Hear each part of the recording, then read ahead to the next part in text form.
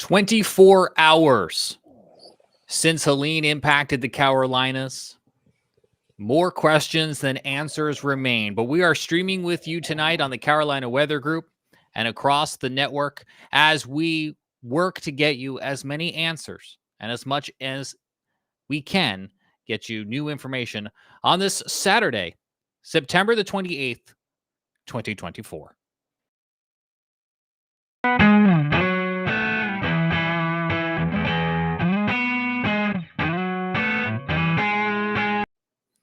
And good evening. I'm James Brierton in Charlotte. Myrtle Beach, we have Scotty Powell. And in Greensboro, we have Joseph Navin. We'll have WFMY meteorologist Christian Morgan joining us shortly.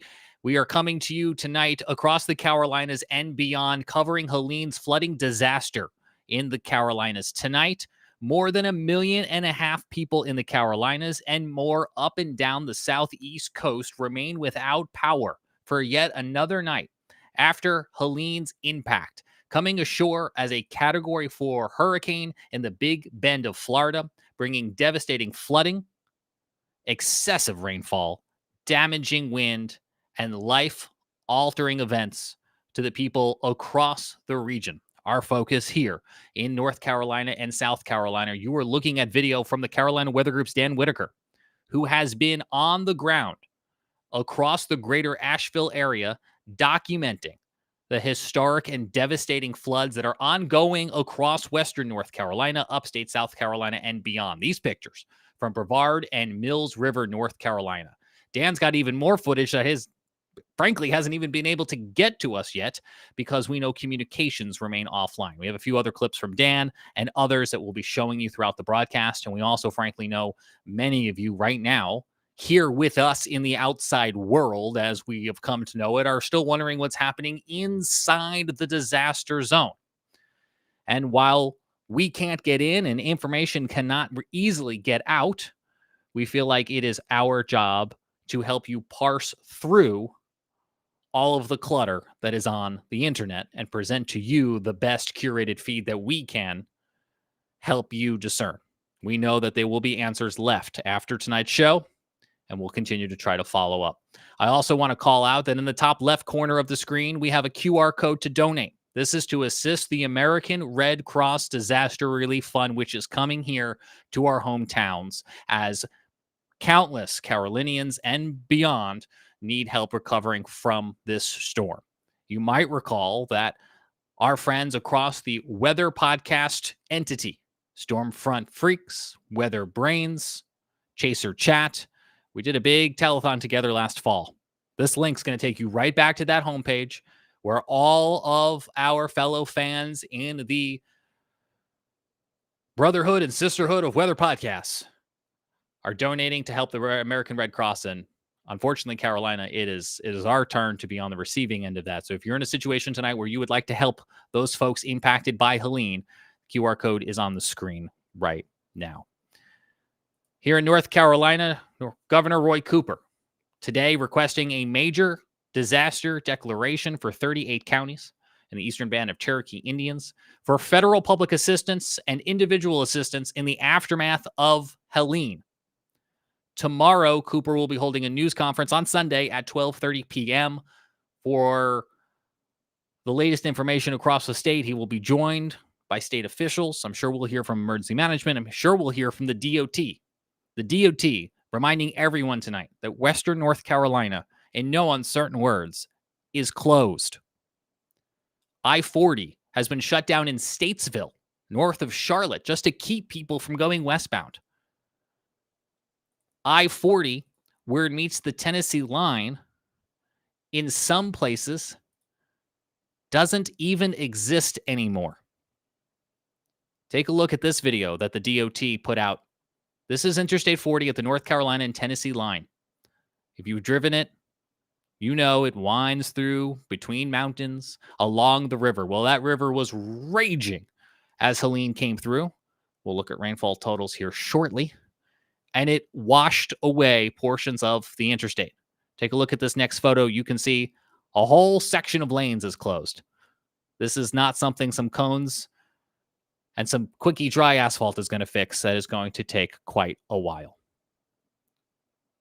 before we get much further into the episode, I want to bring in Joseph and Scotty. And Joseph, I want to start with you because there is some information out there right now for folks who maybe are needing assistance. There are some phone numbers that if they have a working phone, they might be able to dial to get some assistance. And let's get those out to the public if we can. What do you got it for us? Yeah, definitely. One of them is the U.S. Coast Guard sector for the state of North Carolina. You can go to their search and rescue center at 211 or 1-888 892 1162. Mm-hmm. And then you can also go to the crisis NC emergency management's line for assistance and debris cleanup at 844 965 1386. What I find interesting about There. this number too, Joseph, and I feel for anyone who's listening to the audio podcast, I want to make Mhm. sure we mention this. This Hurricane Helene cleanup hotline is available to folks, and they are even stressing in it all services are free, but services are not guaranteed due to the overwhelming need. This hotline will remain open through October 11th, 2024.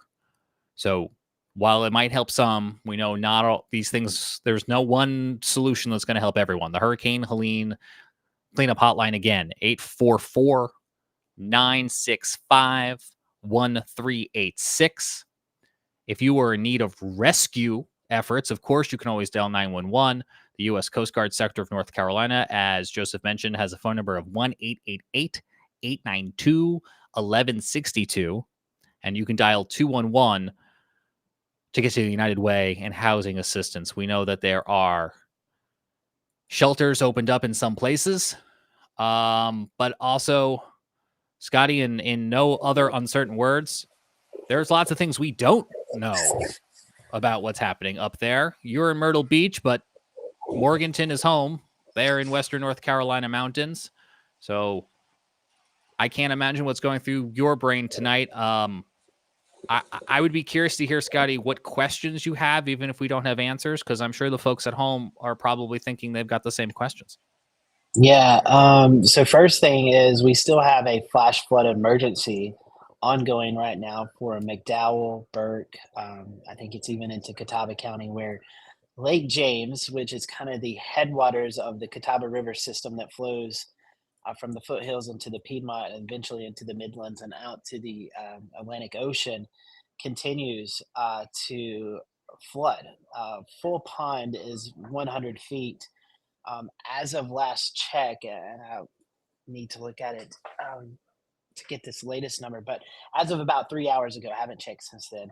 The lake was at almost 111 feet. So imagine that's 11 feet of water on top of what it should be. So there's devastating flooding along the Catawba River, going through Burke and McDowell and Catawba counties.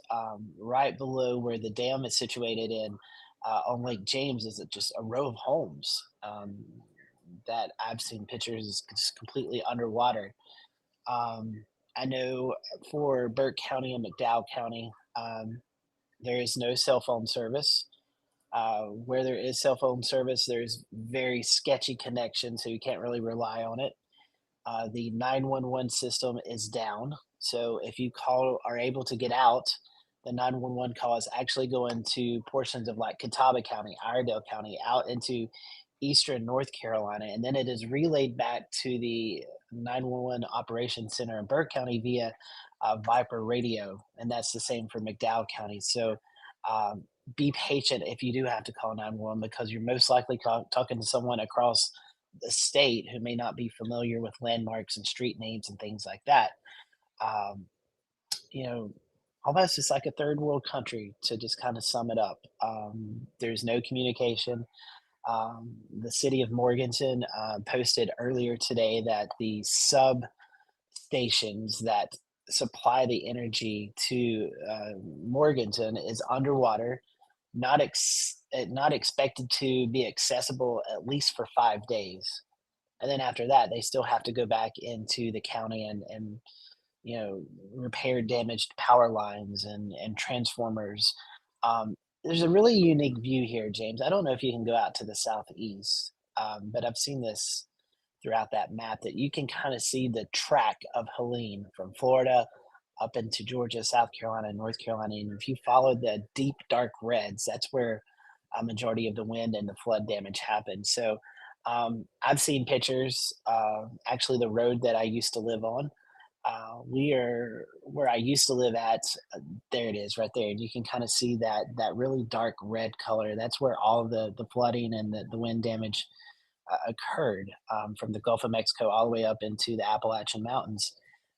But back to where I was living at, my home um, before I moved down here to Myrtle Beach is you have the Catawba River on the left hand side, about a half a mile from my house, and then you have Johns River, which is about a mile and a half to the right.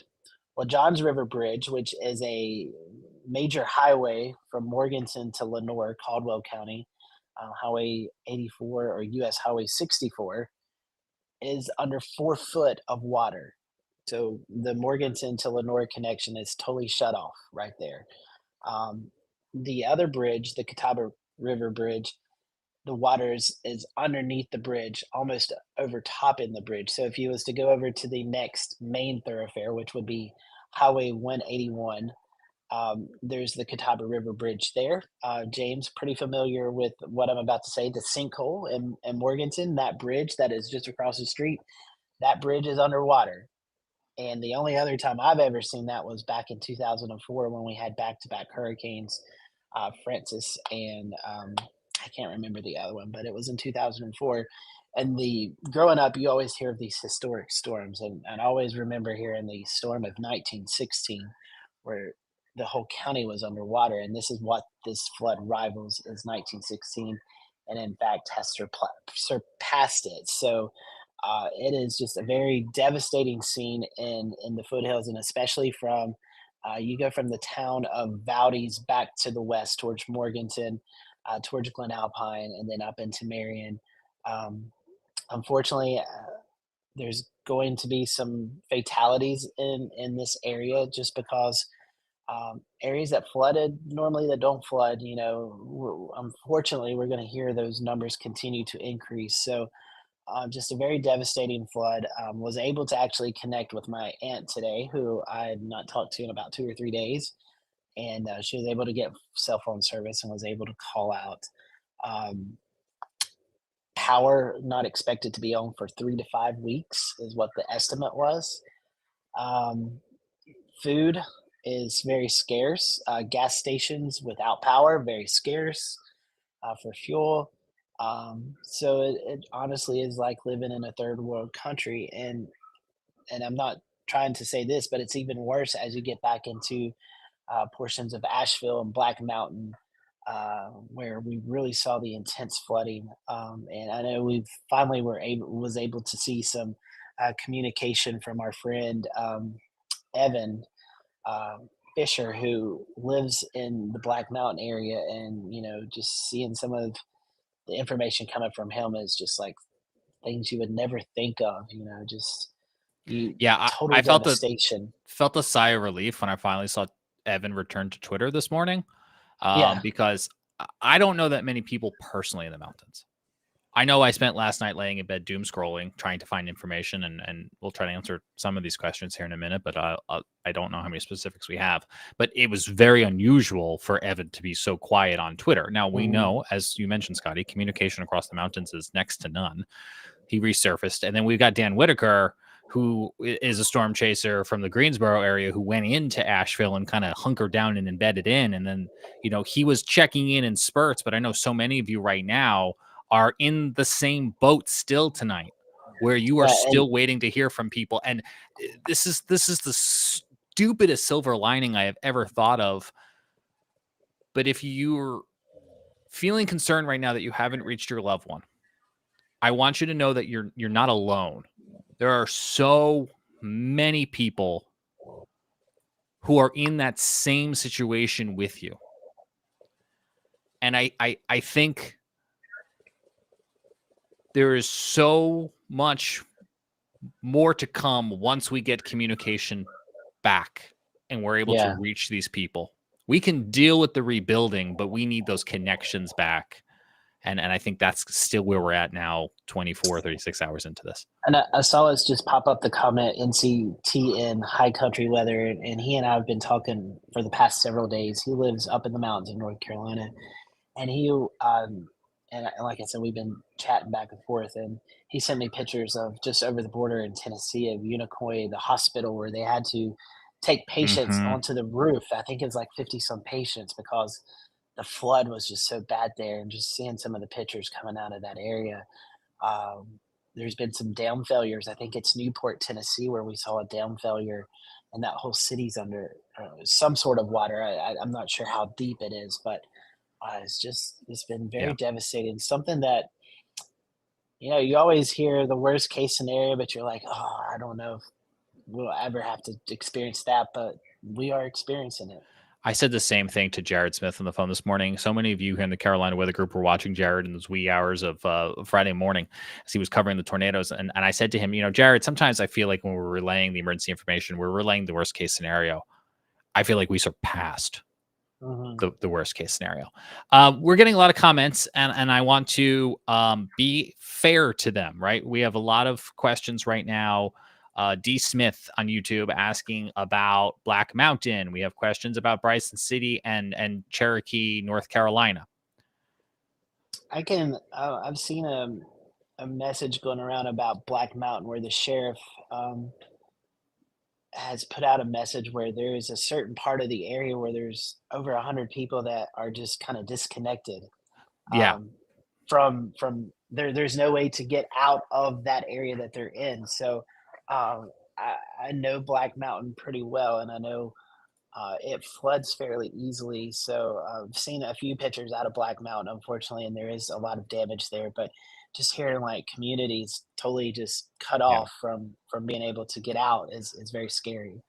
I want to show people, in the sake of transparency, what information we have. And we could probably spend 3 hours talking through all of these. So I'm just going to give everyone the link in a minute. I'm like peeling back the curtain on how we normally produce things. What you see on your screen right now is the best summarization I have of confirmed information. Every one of those dots on the screen represents a storm report or weather-related incident confirmed by the National Weather Service. And I'm sure you're thinking the same thing I'm thinking. That's clearly not everything. But because of the communication drop-offs, not only we're not able to reach humans, we're also not able to reach automation. We don't really even know yet what the peak wind gust was because the things that we're recording it are not transmitting. So Lauren, I think, is saying it great on YouTube. It's absolute radio silence. And I'm sure it's the same thing if you're... And I've heard Burnsville is a very, very devastated area. I've seen a few pictures out of there, but just from hearing from some folks that I know that live up back home, that's an area that will definitely need a lot of attention with the recovery process. Yeah. So here's a good question from Clay. Are they going to try to get mobile communication networks to reestablish in those areas that were affected by flooding? We've had on our Carolina Weather Group podcast before a representative from Verizon who deploys generators and I think they call them, no kidding, Cows. I think they call it cows, right? I don't remember what the acronym stands for. I think it's cellular on wheels. On wheels. What it was. Mm-hmm. Yeah. Yep. And so they will try, and other networks will do the same thing. I'm only naming Verizon because they've been on our show, but AT&T, T-Mobile, everyone will try to do the same thing. They're going to try to roll these in and set them up. The problem is the roads, right? The roads are so washed out or so overrun by landslides, trying to get stuff in and out right now, I think, is part of the challenge. So I wouldn't be surprised that, yes, we will get some mobile cell phone networks back up. I've also heard, James, of some amateur radio folks from the Charlotte area who are trying to get set up like in Asheville, Boone, and communicate via ham radio, of welfare checks and just, helping somehow get communications back up and going to the best that they can. Vanessa on YouTube just wrote, Spruce Pine, North Carolina is totally inaccessible. The town is between Asheville and Boone. My family is there, no power and no communication systems. Vanessa, I don't that runs right through the town. Yeah. I don't know if this is your situation or not, but it did spur a light bulb in my brain, Vanessa, if I may use your comment as a piggyback. There have been sporadic pockets of communication that have been able to get out. And so I will also say, if you're watching with us right now, it doesn't have to just be us three talking. You can use us as a town forum to share what you in the audience may know. Maybe you don't have a question, but you have a statement. Even if you got just one text message from yada yada area, we would be interested in trying to relay that, because until we can get boots on the ground, and that's part of the problem, is that not just podcasters, but the journalists in general are having a hard time accessing the area because A, it needs to be prioritized for emergency officials and residents, but B, we can't get there, right? So, and we also know there's misinformation, intentionally or unintentionally, that is circulating. And so that's why we're also trying to be a little bit limited in what we are sharing unless we feel like it has been verified. Life in the high country of North Carolina. I'm in Boone off Howard's Creek Road, and the destruction is unreal and hard to, that probably is state. Boone was one of those areas where shout out to resort cams. How many times have you watched TV and seen just here's the weather, and oh, look at how nice it looks in Boone. This was the image on Friday.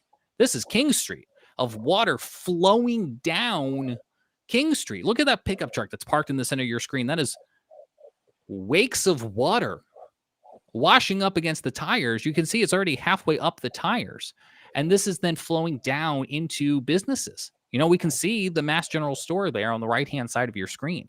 We wouldn't even have this image if this camera wasn't positioned there and somehow still connected to electricity and the internet.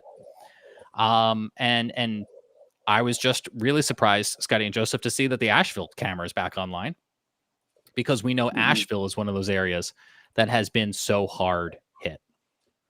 Yeah, I also want, go ahead. I was going to say, speaking of Appalachian, I know there's going to be some issues with going back to school. Numerous counties in Western North Carolina. I know my home county, Burke County, they're already out of school through Wednesday or Thursday of next week, and that'll probably be extended. Western Carolina University is out all next week because of the internet and the accessibility to campus and stuff like that. So this is going to be a very long-term process of getting things back up and going. So, it's just hard. Yeah. It's hard to fathom all that's going on right now. Yeah, and like I mentioned, I think there are some spaces on the map that still have blanks to be filled in. Let me go back over to this. I just put the link in chat if you're watching with us online of how to access this map so that you can, at your own leisure, click through and click on things. But, we had a question about Black Mountain. I think the Weather Service knows that there are troubles in Black Mountain. But I think not all of that information has been able to get populated onto this map yet. But I want to try to answer what I can, right? So, we can click in Asheville and we can see several streets flooded across Asheville. I think you're thinking the same thing I'm thinking. We knew that already. But it's good verification. Make our way along I-40. Old Fort. Scotty, this Old Fort is no stranger to landslides right along I-40. Numerous roads closed. Mill Creek flooding, US 70. So you can kind of click through here and you can start to get some of the information. I want to be that person who curates this and passes it along to, but I also know there's too many communities for us to name them all. So I want to show you guys at home how to access some of this so that you can check out your local communities too. If you go to weather.gov, the website for the National Weather Service, and you click on rivers, lakes, and rainfall, you'll get this map that has the current river gauges status reports across the region. And if you zoom into the Carolinas, of course, a lot of them are red right now. So let's go to the Catawba River, just outside of Morganton. This is what Scotty was just talking about. We can see that it crested at just shy of 110 feet. And it's currently right now near what was its previous record level of about 107 feet. We had a question and so many questions coming in. I think it's already probably slid past me. Oh, here it is from Teresa watching on Facebook. Should Columbia and Charleston be worried about these floodwaters coming downstream? I'm going to let Scotty comment on that in just a moment. But all of that water right now coming down, say from Morganton or from Old Fort or from up in the mountains, if it's coming down the Catawba River Basin, it's going to flow into Lake Norman. And we already have right now in Charlotte evacuation orders between Cowan's Ford Dam, which is the base of Lake Norman, all along the Catawba River through Mountain Island Dam down towards Lake Wiley. We have evacuations underway because we are still going up, right? The rain stopped more than 24 hours ago, but we are still approaching that record high level. Scotty can walk us through how these river basins work. Scotty? Yep. So if you live along the Catawba River Basin, that starts at Marion Lake James through Charlotte, it'll go into Columbia and it feeds into Santee Cooper Lake, which then feeds into the Atlantic. So that corridor would be your Midlands, like Columbia, um, Chester County, Lancaster County. The flooding from like Ashe County into where Christian's at, the Piedmont Triad area, that filters down into the PD River, which is down here into the Grand Strand. One thing that I know Wilmington has already started issuing river flood warnings for the PD that water will be flowing into. I don't know. I haven't seen any river flood warnings yet from the Columbia office. But eventually, like James said, that water flows out of the Lake Norman area into Lake Wiley, then eventually into the Midlands and the Congaree River that flows into um, what was the river, the lake, Santee Cooper Lake. So that'll be the process, and so this might be a process that it won't happen within this week. It's going to be a week, 2 weeks to kind of get all this water filled out and back out into the ocean. So, how worried should you be? I'm not a hydrologist, so I don't want to say something that may not be right or wrong, but just keep an eye out from your local weather office, and if they start to see those rivers really start to rise as this filters out of North Carolina and South Carolina, they will issue those river flood warnings. And if you live near a river that's prone to flooding, then you definitely need to heed the advice of your local emergency officials. Scotty, as you were talking, we were getting some comments in, and Vibrant Dye on YouTube writes, I'm in Morganton and we're slowly getting power back. No water, though. And, I think Yeah. everyone's situation is probably a little bit different, but I mean, I think every glimmer of hope like that is helpful. I got a message just about an hour ago about some folks in Morganton that's getting power very slowly back over into Caldwell County, into Lenoir. They're getting some power back. The water treatment plant is right on the Catawba River in Morganton. That might take a while. And whatever water you are getting, there is that bull water advisory because, James, all this junk that's in the river system. I mean, Yeah. it's just full of debris and you just need to make sure that you're making sure that you get the cleanest water that you can. And the only way to do that is to boil it. And I might even boil it 2 times, just to make sure. Somewhere in this footage that Dan shot near Brevard and Mills River, at some point there's a guy standing there like taking pictures with a cell phone and he's like waist deep in water, and I just look at it and I just want to go, what are you doing? One Don't more let website. your kids play it. Don't let your kids play in it. Yeah. Don't let your dogs or cats, because there's so much in this water that There he is. I mean, I don't know what he's doing. Pieces of homes, there could be cars, fuel, oil. You just don't know what's in that water. I have one more website for you.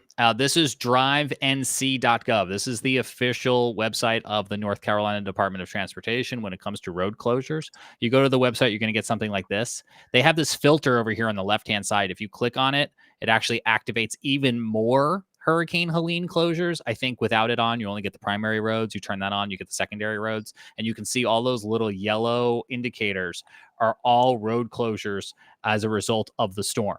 Again, I don't think it's all of them. I don't think any human being feasibly knows all of them, but you can see all the counties in red that for all intensive purposes are closed to And James, outsiders. not to interrupt you there, but another point that just kind of popped in my head. We still have a lot of downed trees on these Hmm. roads.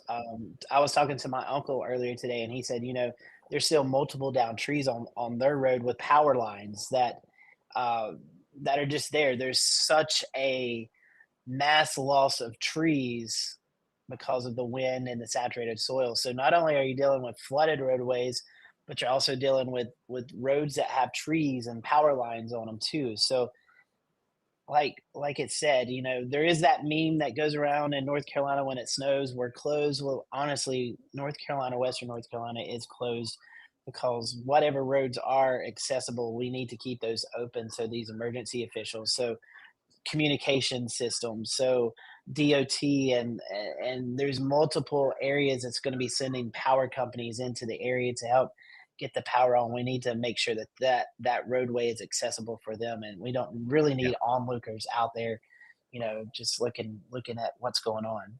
Yeah. Let's bring in Christian Morgan, meteorologist at WFMY in Greensboro, and an App State grad, if my memory serves me correctly. We'll talk more about App State in just a moment. We also have a question or comment about Chimney Rock. We have not yet talked about a guy we'll get to in a moment. But I do have, Christian, a comment that I think you might be able to answer, and it goes back to the river flooding question. Clay Ben writes, do people downstream who live near Elizabethtown and Wilmington need to worry about any of the flooding coming downstream? And while I'm not a hydrologist, I think that would be downstream of you guys in Greensboro. And I do think we have good news there, right? Well, everything flows downstream, right? If it starts up in the mountains, it's going to flow downstream. And if you start where we are in the Piedmont specifically, our biggest worries usually when it comes to river flooding are the Dan River, the Haw River, and the Yadkin River. Haw River this time around is not an issue. The Dan River is really not an issue for us this time, but the Yadkin River is a real big issue, reaching major flood stage yesterday, and it hadn't even peaked until this morning. And you talk about major flood stage, we're forecast, at least that river was forecast to crest and peak at about 26 feet. I was just looking at it just a minute ago while you guys were talking, and it looks like it only peaked at about 24 and a half, but that still is major flood stage. When you reach 24 feet at the Yadkin River at Elkin, that actually floods part of the town there. So part of Elkin was flooded today, and I saw some closures up that way. And that's an ongoing thing. And sometimes I don't think people realize the fact, like, hey, the rain is done, but that's not the end of it, right? And a lot of questions come about flash flood warning still being in effect. They're like, well, it's not raining anymore, right? But all that water's got to go somewhere, right? And it's draining downstream. So the Yadkin River was a big problem for us. Now, as far as going down toward the coast, toward Wilmington, I mean, like you said, I'm not a hydrologist, but everything has to flow downstream. So at some point, you're going to see that river rise, I'm sure. And correct me if I'm wrong, but even if it's not going to rise to major flood stage, where you have flooding problems down that way, I think a lot of that, I think a lot of it gets actually, soaked up and kind of hung up before it reaches there. But I foresee a situation where that river at least rises some, right? Yeah, I mean, I think that's what we saw during Debbie, and I appreciate your expertise, because when I pitched that question to you, I ignorantly was thinking, oh, well, they got less rain than us, so their river system will have less. And then you were like, hold the phone, James. You forgot about the Yadkin River, which is why I'm glad you're here to give us expertise. So again, water.noaa.gov will help people see what's going on in their own backyard. Here's some of the Yadkin River that Christian was just talking about, and you can see it's still forecast to come up. It's at 22 feet right now near Yadkin College. James, but again, yeah, go ahead. Pull up Yadkin River at Elkin. That's kind of one of the big trouble spots for us. Not so much Yadkin College, but when you talk about the Yadkin River at Elkin, you've got it flowing in from two different places at that point. You got it. You got to help me out. Where am I going? Go Yadkin at that one right there at Elkin. There we go. That's it. So see what I was talking about? It crested or it peaked there at about 24, and that's enough to flood at least a couple blocks of Elkin in the town. Yeah. And, that's also a good example, right? That one's coming down, and then as you work your way downstream, it's still coming up. Right. Nearing a peak. But as you maybe follow the PD River down to Chiraw, for example, that's still climbing, still coming up. So yes, I do think there will be more water coming down. The question at hand, right, was kind of about Wilmington, right? So here's the Cape Fear. You can see this one's got some tidal influence on it. But if we work our way upstream, Cape Fear near Elizabethtown, you can see we have some flood advisories and things that are up because the water is still rising there. But I mean, here I think is the good news my brain was working with, is that even when we look at the forecast, which is still expected to go up for Cape Fear, it's expected to go up to minor or moderate, as opposed to when we make our way west, we're at major flood or worse. Part of the real, part of the other thing I think that is easy to miss, and especially where we are, I think it's easy to miss this because we're so focused on Western North Carolina, right? And because it's so close to home for us. But I think a lot of what is getting lost now this time around is that you can't forget that over the last couple of weeks, Wilmington, Carolina Beach, Brunswick County has had tons of flooding as well, right? So they're still kind of recovering from this. So there's still going to be some high water in those rivers and in those creeks. So you're just adding to that from what's flowing downstream from the mountains and from the Piedmont as you head toward the coast. So yeah, there's going to be the rivers, the creeks are going to still continue to rise, and that could cause some flooding. Thankfully, I don't think it's going to be catastrophic flooding like that anymore. But still worthy enough to be on alert. We've shown this video a couple times, and I feel like I should explain what this is. This is Lookout Dam. This was aerial video shot by the Iredell County Sheriff's Office. This is where the Catawba flows into the top of Lake Norman. So then there's other dams downstream of this, and you can just see how fast that water is flowing over. Christian, right before you joined, we had a question that came into chat about Chimney Rock. That's going to help us speak a little bit kind of to that broader Lake Lure area. One of the scariest moments for me yesterday as a journalist, and let me be very clear, sitting in an air-conditioned office in Charlotte is by far removed from anything that's happening up in the mountains. But one of the moments I stood up yesterday as somebody who was trying to parse through all this information coming in so we could shout it over to the people who are then bringing it to your television screens was when we got in all caps, and I don't know, you guys may have seen this too, the message from emergency management, which was imminent dam failure in Lake Lure. I mean, Christian's shaking his head. It's not often that emergency management officials go into that private chat room in all caps, right? These are professionals, and that person was trying to get our attention, and for good reason. Of course, the good news is that the dam has held. So the latest from Rutherford County, North Carolina Emergency Management is that in Lake Lure and the Chimney Rock area, the dam has held. They evacuated everyone downstream of it yesterday because they were afraid it was going to imminently fail. And that is always the call you want to make. The good news that it is still standing. Their update today is that emergency management has successfully secured multiple air rescue resources to airlift residents out of the Lake Lure Chimney Rock area. Once evacuated, individuals will be transported to RS Central High School, where they will receive further assistance. As we've been talking about, and their message continues, please be aware that cellular and phone communication is currently extremely limited in the area. We understand the concern and uncertainty this may cause, and we kindly ask for your patience as those rescue efforts will take some time. As soon as we receive the names of those rescued, we will make every effort to reach out to families and individuals who have inquired about loved ones. Your understanding and cooperation are greatly appreciated during this challenging time. This might be, for some of you, the first time you're hearing that message. For other people, you may have seen it when it was posted on Facebook 8 hours ago. But I also am speaking right now to the people who are listening to our audio podcast feed. It's not terrestrial radio, which is the king of all communication forms in emergencies. But for some folks who might have limited access to the internet or limited power for their phone, and they're just trying to stream some podcasts right now, I do want to read to them what have been otherwise Facebook messages we've consumed throughout the day. Scotty reminding me in our chat, McDowell County has been doing air rescues as well. And I think neither one of those two counties is alone. Christian, App State, Watauga County. We showed the video right before you got on of Boone flooding yesterday down King Street. Again, one of the indicators to me of how places are doing tonight is whether or not I can access their webcams, whether or not they have internet and power. And the fact that I can see App State right now virtually brings me a little bit sigh of relief. But what's going through your mind when you think about a place like this that you've spent so much time? Well, it's crazy. You saw pictures yesterday, videos even, like you said, of downtown King Street flooding. And I guess, that camera lost power at some point yesterday. I've been checking it kind of throughout the day. Yeah, Yeah, it's there it still is right off. I there. looked a minute Yeah, ago. It's still it's still offline. So here's the offline. tape. So, yeah, I was kind of looking around the rest of the campus. And when the sun was coming up this morning, obviously, the water has receded now in many of those main spots. But you go and you look. If you look at, you can also, I think, if you have access to it, you can pull up the Sanford Mall camera there.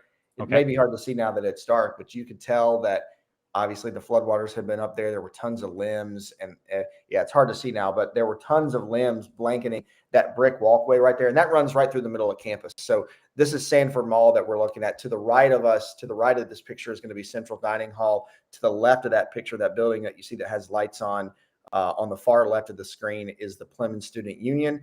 And then up above that, straight ahead with the big bright light, that's going to be one of your residence halls. So that is a main thoroughfare there through campus where you can go and where you have to go to access many buildings and access each side of campus. There was also, I saw this today, and this was a big help too. So I've seen in the question chat, some people are asking about this area, Boone, Blowing Rock, Banner Up, that kind of area. If you're able to get there, that Central Dining Hall obviously has power, obviously has internet. They've been feeding people. And the last I heard was that you didn't have to be a student to get help if you needed it. So that was a big thing. Also, the Red Cross was set up today inside the Holmes Convocation Center, providing assistance and also giving out food there for folks who needed it. I saw another question in the chat too about Banner Elk. I think somebody said, yeah, Douglas said, how is Banner Elk doing? And same kind of thing, there's some roads that are impassable up that way. I don't know if you guys have seen it, but there's been several pictures, several videos of 105 shared between Boone and Banner Elk. And that's where part of that road there's several places where part of that road there is washed out completely, right? So you're only down to one side of the road. So it's going to take some time, is kind of what I'm stressing here, because this is not one of those things where, hey, they're going to clean up in the next day or two and business as usual will carry on next week. I've already seen where the university has canceled classes through next week as well, canceled events through next week. So this is going to take some time to get through that. And I was up there 4 years. I went through big snowstorms and I went through some flooding as well. I mean, if you were a student up there, Scotty knows this, the Boone Mall floods anytime that you get a sprinkle, right? So you just add this kind of rain on top of that. And I saw pictures that were unfathomable right along Deerfield Road. If you look Deerfield and look across the Boone Golf Club, you're looking at Watauga Hospital. And the rain, the water was all the way up to the top of stop signs, to the top of street signs, buildings. Thankfully, the university said there's no structural damage to any of the buildings, to any of the residence halls. That's good news. But I was also noticing that there was a huge sinkhole right next to Legends. That's right along, the main thoroughfare there beside Daniel Boone Inn in Boone. So there's going to be more of that. And even though the rain is gone, I mean, there are places that are really, really weak. So you have to be exceptionally careful about further sinkholes that are forming. And I wouldn't be surprised to see some more of those in the next couple of days. I also saw a picture up on Banner Elk as you're heading to Beach Mountain. So Beach Mountain Parkway that carries you up to the ski resort. And right along where the Land of Oz is. So if folks are familiar with that area, the entire road was washed out there. So you're coming to a point where you can't go any further, right? And people up on Beach Mountain are at a point where they can't come down any further. And so that's going to be the reality that we're living with for a while. And there could still be folks that we haven't heard of, we haven't made contact with, that still need help. So even though the sun has been up and down now in one day since this happened, I think we're still going to see more and more come out over the next week, more pictures, more reports, more folks being able to connect with friends and family who still have stories to tell and still have videos and pictures and damage to show. I'm going to go to Joseph in a moment for an update on traffic, but I know I'm imminently about to lose Scotty Powell to a telecast in Myrtle Beach. Scotty, closing thoughts from you. Yeah. One other thing is just, there's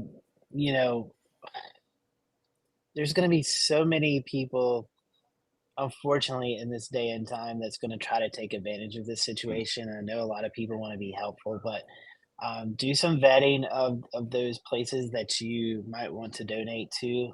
These people definitely need it. It's very much needed. A lot of people have lost everything, including their homes. I mean, we've seen homes floating down the river. So just keep everybody in your thoughts and prayers, and you know, just have a way to. Sometimes, as a meteorologist, I'm trying to think of like this was a very well forecasted event, but how could we have still done our job better? Mhm. And I think it just comes down to just have ways to get alerts and always be prepared when the next big event happens, because you don't know what's going to happen. There's places that's flooded in this event that's never flooded before. So even if you think you live in an area, they're like, oh, it won't flood here. Well, we've seen places that's flooded now that's never flooded before. So just keep them in your thoughts and prayers, and it's going to be a long process. Mhm. I think we can open up our social media accounts. We can definitely, if there's someone you need information on, maybe you've not been able to get in touch with someone, tweet us. We all have our tweet account, our Twitter account, X account. Send them to the Carolina Weather Group, and we can at least repost those, and hopefully get that word out for folks. But you know, North Carolina is a very strong state, and the people of Appalachian are very strong people, and they will rebuild from this. It may take a while, but we'll be rebuilding, and we'll continue to see. There's still some good left in this place that we call Earth, and I think we're going to see that over the coming weeks. Scotty, I think that's very well said. I appreciate those words. Folks can find you next on the Fox affiliate in Myrtle Beach, followed by the CBS affiliate Yes. 11. Yes. I also wanted to echo your point about finding a reliable place to donate. And I'm so glad as a weather community that our friends from the weather podcasts across the spectrum of weather podcasts have stepped back up to help out. So you can donate to the American Red Cross Disaster Relief Fund. The QR code is on your screen. The link is in comments. We did a disaster relief telethon with Stormfront Freaks, Weather Brains, Chaser Chat last fall. We emailed those guys today and said, hey, will you help us get the word out? And they said, absolutely. So Phil from Stormfront Freaks, love what you guys are doing. Keep up the great support. And we know that Amy checked in, a listener of Stormfront Freaks, and she's in Central North Carolina. Her heart is breaking. She's here with us tonight. So we appreciate all of their support. We'll be hearing from more of them come in the next few days. But that donate link is in the top left corner of your screen. And that goes to the American Red Cross Disaster Relief Fund. Scotty, thank you so much for your thoughts. We'll be checking in with you and our thoughts with your friends and family back up there in the mountains. Joseph, in the last few minutes we have, you have an update on traffic, what we know of it. Yeah, definitely. So I spent, today briefly just on the road. I was wondering, and then also online, wondering what, and when it was kind of going on just in general from, just in the triad. But in addition, if you go on I-40 anywhere basically in the state, but especially central to western part of the state, you'll see these big signs and they'll say, and if you look online, it's the same thing. At the intersection of I-77 and I-40, at least as of this afternoon, they were telling people you couldn't go any farther than that. So that's where they currently seem to be cutting, normal motorists off, except for emergency vehicles. So that's been kind of the general thing I've noticed, especially beyond Hickory, is where the state is really, especially telling people not to go any further than that. Exactly that sign you're seeing there. I'm also noticing on another note, except traffic, I know a lot of people in the rail industry, and a lot of the rail lines going up to Asheville are completely washed out. So even though that's not an immediate traffic issue, that's going to be a very long-term issue after this is all. Some of these are very integral parts of our, logistics for our state and rest of the country and stuff. And there's not 100% possibility if they're going to repair it all, but that's obviously all speculation there on that part. But definitely some major travel issues in the future. Yeah, I think there's a lot of questions left on how quickly things can get open, what will be a temporary solution versus a long-term solution to problems like we showed you earlier in the show, I-40 at the North Carolina and Tennessee state line. You've probably driven this if you've gone on vacation in Tennessee, right? It kind of winds along the river between the mountains there, and the river was raging yesterday and eroded away the lanes. They just physically don't exist. They are not just potholes or cracks we need to fill.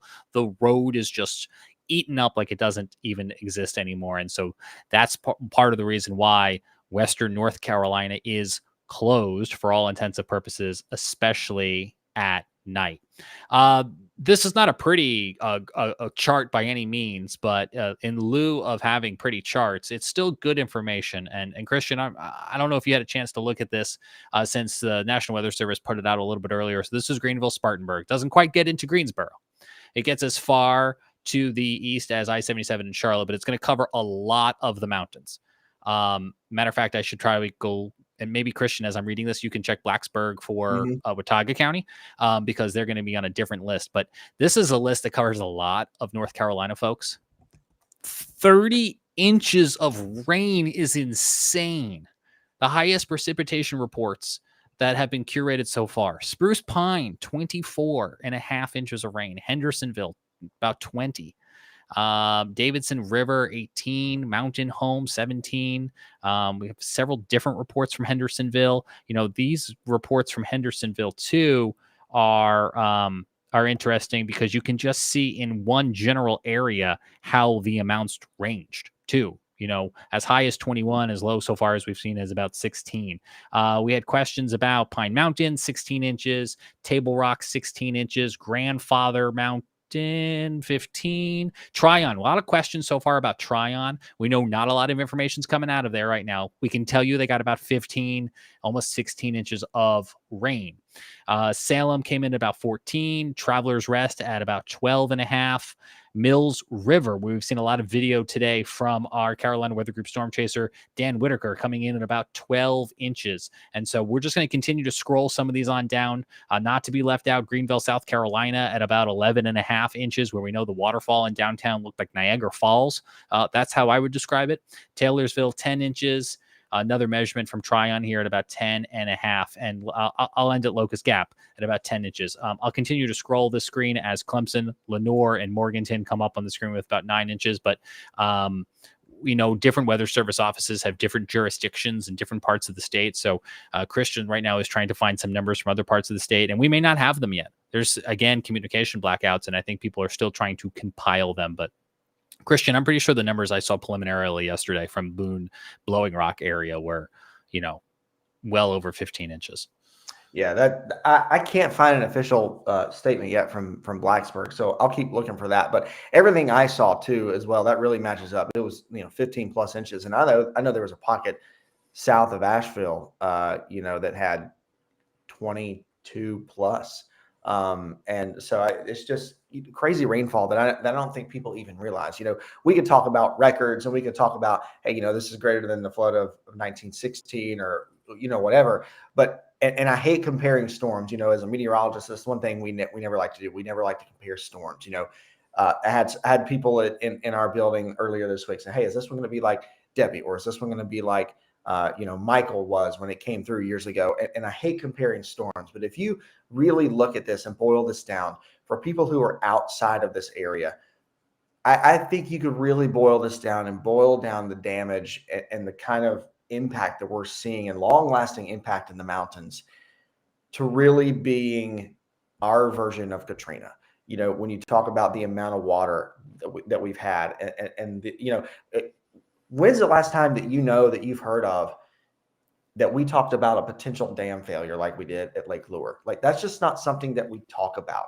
I know. And even though it didn't break, thankfully, thank the Lord that it held. I mean, it was still leaking, right? There was still water coming through at some places. But if you have to boil it down and you have to explain it to people outside of our area, outside of the Carolinas, I think Western North Carolina, really, if you look at most modern storms, went through their version of Katrina. I came and Christian and I independently came to this same comparison, because I said the same thing to Jared Smith on the phone earlier. Was this feels so Katrina-like to me? And let me be clear: if you're watching from New Orleans, I'm not trying to take anything from you and your experience, but where my brain made the connection is when we started talking about aerial rescues. When we talked about people trapped on their attic. There was a comment that came in, and I don't think I'm going to be able to find it again, but we talked about terrestrial radio. Somebody said, don't forget about terrestrial TV. You know, Christian and I both work in terrestrial TV. Right. And we were parsing through information yesterday, trying to disseminate it, not for entertainment, but because we knew it was one of the ways that people were trying to either get information for themselves or to learn what was happening to friends and family. And there was this message that popped up, Christian, and it was, my grandma is trapped in her attic in Avery County. Can somebody go rescue her? Here is her address. And I'm sitting in Charlotte and I'm just like, what do you do with this? What do you do with that? I don't have a helicopter. Our TV station does not have a helicopter.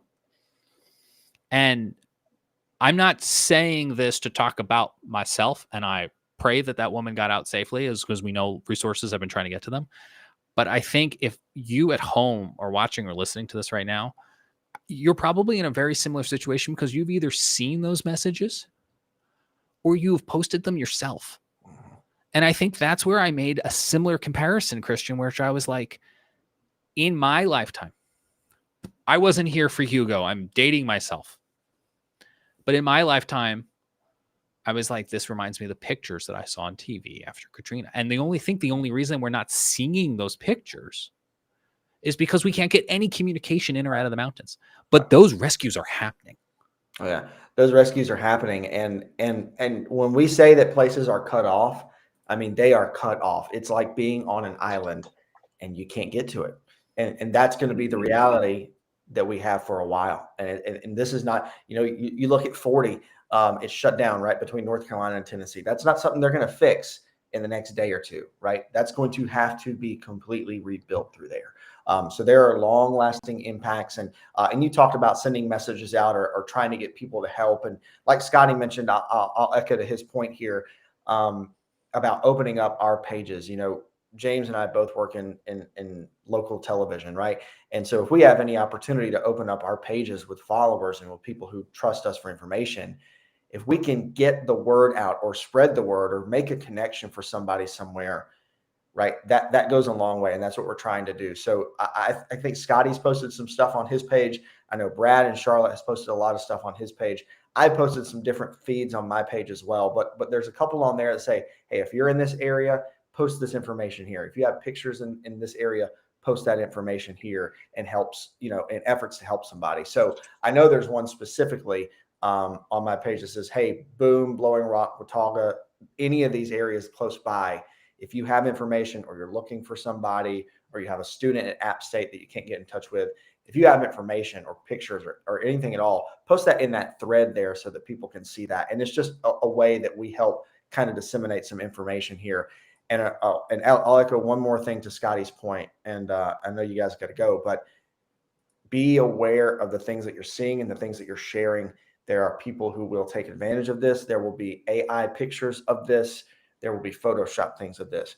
Make sure the information that you're getting is from a credible source, especially in a situation like this. If it can be life-saving or if it can help somebody. Vet the stuff that you're seeing and vet the stuff that you get on the internet, because I assure you 100% of it is not all true. Yeah, absolutely. Joseph, I think you had a closing thought there. No, I think, LS, I think was somebody typed it in the chat a minute ago about, compared to the Kentucky flooding, I think maybe like a couple years ago. I'm going to echo that. I think the other thing that's really disturbed me, I was live for Katrina, but I don't remember much of it. I remember a little bit on TV, but the silence in communication and is what's, for me personally, the most alarming. But usually in this era of instant communication, having something that slow is probably the biggest concern I think I've had probably so far. But yeah, Yeah. I also just want to give credit to our viewers. We mentioned Katrina as Sailboat Slim on YouTube writing Cajun Navy, right? And that's a group that coming out of the New Orleans area, coming out of Texas. They go in on boats. There are civilians who go in on boats to rescue people. We've had them on our show. They're a great group of people. And then there was this comment that I'm going to marry from Clay Ben on YouTube. Does anyone know the airport status in Western North Carolina? Because I don't know what Clay's thinking, but I think Clay's thinking the same thing we're thinking, which is we need the air version of the Cajun Navy. And I would have seen some conversations about those type of things happening on social media, and we'll see exactly how those things play out the next few days. We're going to leave it there for now. Thank you to everyone who's been clicking on the QR code to help out the American Red Cross. Thanks to our friends in the weather podcast community. Thanks to everyone who's tuning in. Hopefully we've given you, if not some answers, then some community, because you're not alone out there as you wait to hear from friends and loved ones and you wait for answers. We are right there with you, and we will continue to be here. We also know that a lot of you are still without power. So when Governor Cooper comes out to talk tomorrow, we will stream that, but we'll also take that audio and put it on our audio podcast feed, because while I don't have a terrestrial radio transmitter, I have a podcast feed. And if that is something that you're able to access, I want to make it accessible to you. We haven't heard, for better or for worse, any death toll numbers confirmed in North Carolina. I wonder if that is something we will hear tomorrow during Governor Cooper's news conference. We know that, unfortunately, at least 22 people in South Carolina have lost their lives as a result of Helene. And those numbers are unfortunately only going up as information becomes available. So hang in there. Don't get trapped in information that has not yet been verified. We'll try to use our social media as best we can, and crowdsourcing is a best friend too, because if you're one of those people who have access to a loved one, or maybe you're one of those people who is able to relay information, helicopter landing pad in Cherokee is the thing that, if that exists, and I presume it does, then that would be a great potential resource. And for all we know, they're already using it, and we just don't have that information yet. But again, we'll try to pass stuff along as we get it. I think I could sit here and talk with you all for the rest of the night, and I would love to do that. So we will be back. And LS, you're right. You're saying, I'm sorry, I feel like the death toll will be very high. I hope it's not. And I don't want to allow my anxiety to work up a number in the unknown. But South Carolina's got 22, potentially more. And we'll wait to see what North Carolina gets. I fear it will be an uncomfortable number. But again, I think that's what we've got for now. We will see you back here at 12:30 tomorrow. That's Sunday, when Governor Cooper comes on out, and we'll see what information they have. Until then, if you're watching us from the mountains, I hope that you're safe and you're comfortable. We look forward to getting back connected with you again soon. And if you're out here with us in the outside world, I hope the communications open up again soon so that we can get in touch with our friends and our loved ones. And also, I think a lot of us are itching to help get supplies in. So as we learn of ways that you can help, we will be sure to pass them along. For now, we will continue to promote the donation link at the American Red Cross. So on behalf of Scotty and Joseph and Christian, I'm James Brierton in Charlotte. This has been a special edition of the Carolina Weather Group. We'll be back to talk to you again real soon.